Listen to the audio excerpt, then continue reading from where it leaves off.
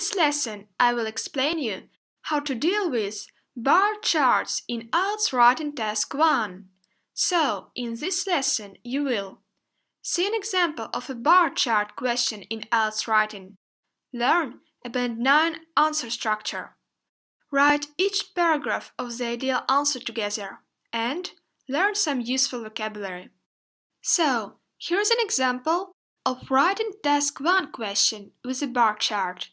You have a bar chart and you have a question card with some basic information about your chart.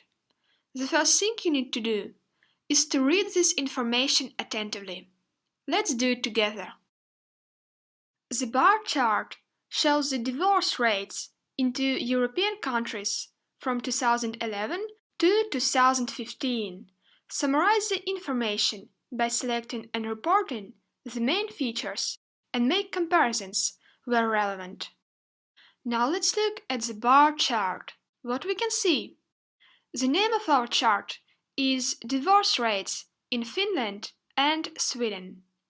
Down the vertical axis, we have the percentages, and along the horizontal axis, we have the years. Also, we can see that the information is provided for two countries. We've got Finland in blue and Sweden in red. That is our bar chart. And when you have familiarized yourself with the bar chart, it's time to start writing the answer, following the Band 9 answer structure. And here is the Band 9 answer structure for IELTS Writing Task 1. By following this answer structure, you can easily get Band 9 for your answer. So let's study it together. Your first paragraph is an introduction.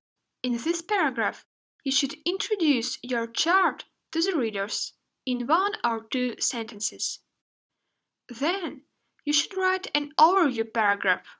In this paragraph, you should describe some general trends and features of your chart. Next, you should write about specific features of your chart in 2 or 3 separate paragraphs.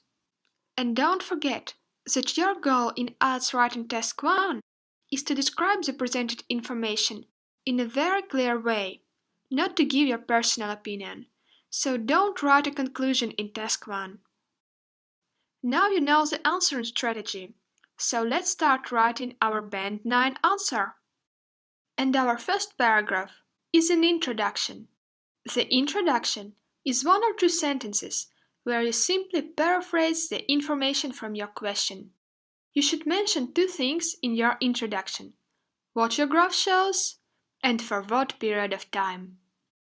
So, instead of writing, the bar chart shows the divorce rates in 2 European countries from 2011 to 2015, we should write a paraphrased version of this information by using synonyms. And here is how I wrote it. The bar chart provides information about the percentages of divorces in Finland and Sweden between 2011 and 2015. You can notice that I did not change the name of the chart, and you should never change the name of your graph too. Remember, table is a table, bar chart is a bar chart, and line graph is a line graph, so I kept the bar chart. Next we have the verb shows, and verbs can always be paraphrased. In our case, the verb shows was replaced by provides information about. We could also use such synonyms as represents or illustrates. Instead of the phrase divorce rates, I use the phrase percentages of divorces. After that comes the phrase in 2 European countries. Since it's always good to be specific in your introduction, you should try to grasp some extra information from your chart. What are those 2 European countries? Do we know? In fact, we do. Those are Finland and Sweden. So we'll use this information in our introduction by writing in Finland and Sweden. Then we have the time period. We have paraphrased from 2011 to 2015 and written between 2011 and 2015. And that's all with our introduction. It is clear and specific, and it says what our graph shows and for what period of time. So when the examiner starts reading our essay, he will quickly get familiar with the bar chart. Now we move on to the second paragraph, and our second paragraph is a general overview. It is a very important paragraph, and you must provide the overview to achieve a band 6 or more for your task 1. In the overview paragraph, you should briefly describe major trends on your chart. Ideally, you should describe from 2 to 4 key features. Never write numbers, percentages, or dates in the overview. Remember, the overview paragraph should contain only general information. So, let's look at our bar chart and identify some key features. Firstly, let's look at each country separately. We've got Finland in blue. Does Finland's rate go up or down throughout the period? Does it have fluctuations? It is clear that overall, Finland's rate goes up, but shows some fluctuations. So I'll write down these key features. Also, we have Sweden in red. We can see that Sweden's rate goes down throughout the period and also shows some fluctuations. Let's write this information to our list of key features. Now let's look at 2 countries together. How do their rates compare during this time period? To answer this question, we have to look at the countries' rates at the beginning and at the end of the period. We can see that initially Finland's rate was lower than Sweden's rate, but at the end of the period, Finland's rate became higher or outraced Sweden's rate. So let's write down this information. Now let's use the key features that we've gathered to write an overview paragraph. Here is how I wrote it. Overall, Sweden experienced a downward trend, while Finland showed an upward trend throughout the period. Both countries' divorce rates had some fluctuations. Although Finland initially had a lower rate, it outraced Sweden at the end of the period. You can see that the first word I use is the word overall. Always start the overview paragraph with the word overall. This word serves as a pointer, indicating the examiner that you start writing the overview paragraph. Next, I wrote a phrase: Sweden experienced a downward trend. This is just a nice way of saying that Sweden's rate went down. And I wrote that Finland showed an upward trend. Likewise, this means that Finland's rate went up. Note how I used the linking word while to contrast the opposite trends. It is a very good technique, so keep that in mind. Then I use word both to say that 2 countries had the same feature. In our case, both countries had some fluctuations.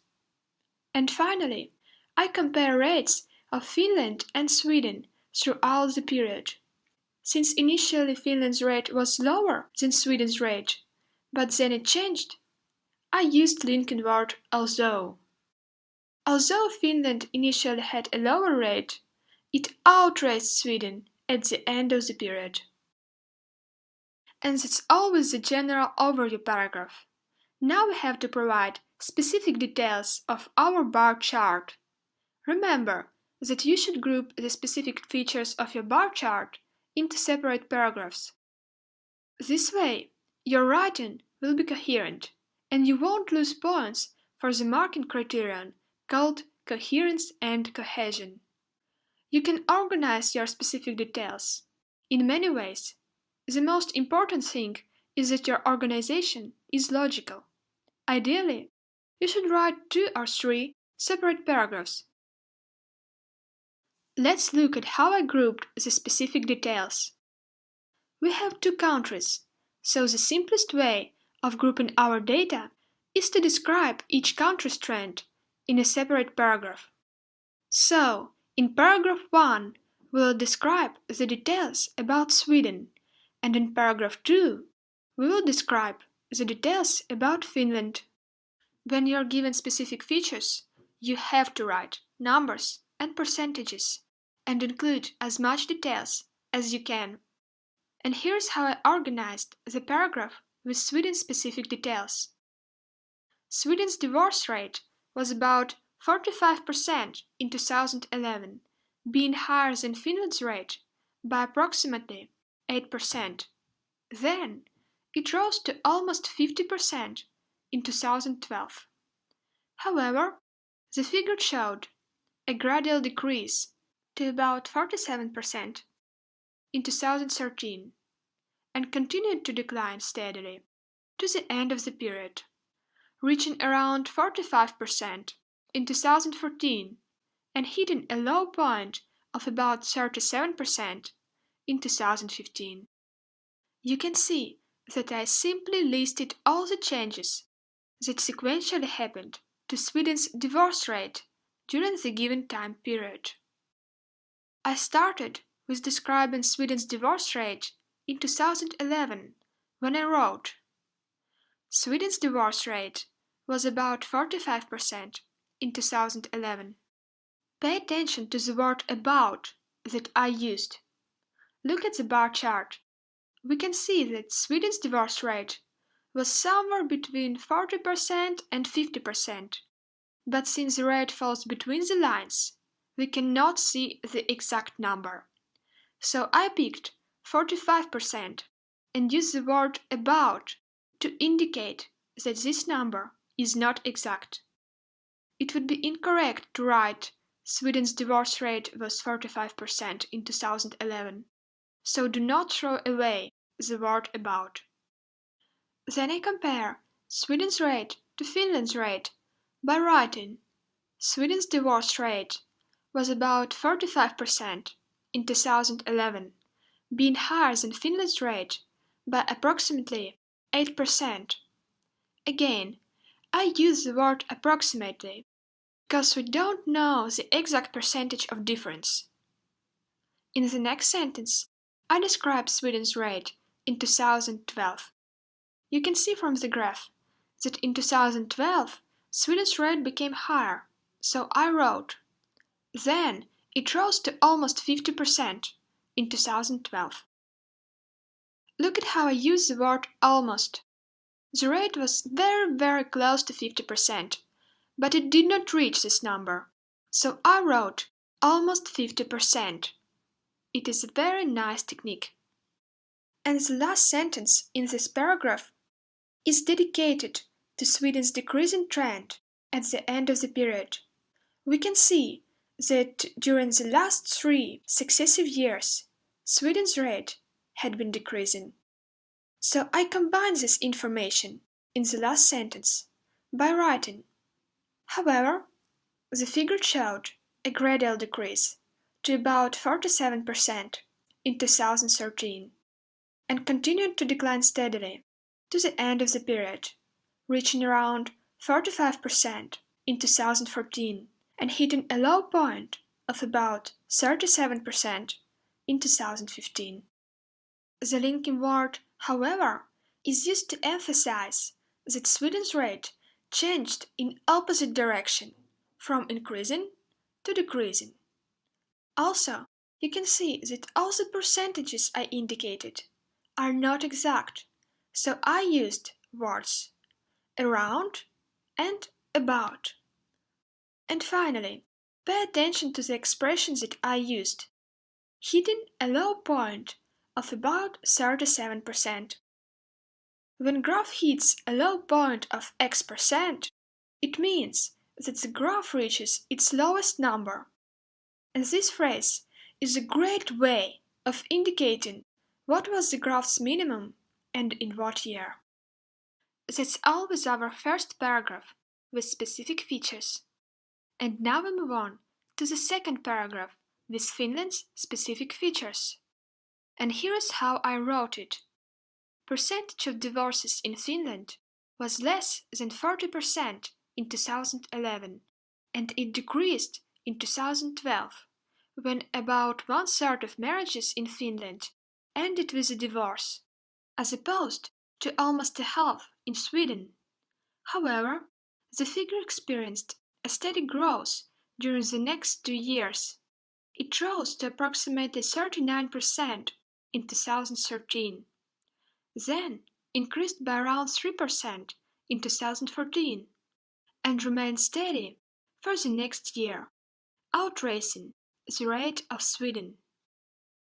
Just as well as in the paragraph with Sweden's specific features, I organized this paragraph by listing changes that happened to Finland's rate from 2011 to 2015. So, in the first sentence, I described Finland's rate in 2011 and 2012, when it was decreasing. Then, from 2013, Finland's rate changes in opposite direction. It starts increasing.